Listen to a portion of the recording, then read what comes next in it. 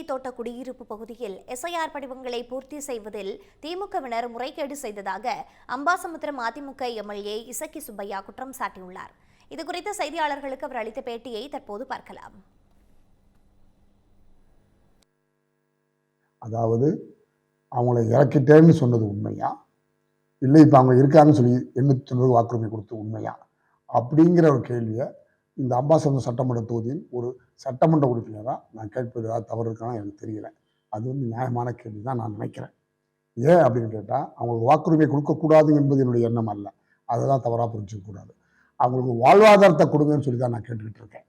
அந்த 890 பேர் இல்லை, ஏற்கனவே இருந்த 2500 குடும்பங்களுக்கும் நீங்கள் வாழ்வாதாரத்தை கொடுங்க அப்படிங்கிறதான் என்னுடைய ஒரே கோரிக்கை. இது என்ன தெரிய வருது அப்படின்னா, இந்த எஸ்ஐஆரில் எவ்வளவு விதமான திருட்டு வாக்குகளை, கள்ள ஓட்டுகளை சேர்க்க முடியும் என்பதற்கு இது மிக முக்கியமான உதாரணமாக நான் அதை கருதுறேன். மாவட்ட ஆட்சித்தலைவர் மிக சிறப்பாக சொல்கிறார். இவங்க உடனே இதை யார் இவங்க மேலே சேர்த்தாங்களோ அவங்கள நடவடிக்கை எடுங்கன்னு சொல்லியிருக்காரு. அப்படி தானே? நடவடிக்கை எடுங்கன்னு சொல்கிறார். அப்போ ஒரு சரியான மாவட்ட ஆட்சித்தலைவர்கள் எந்த விதமான சந்தேகமும் இல்லை.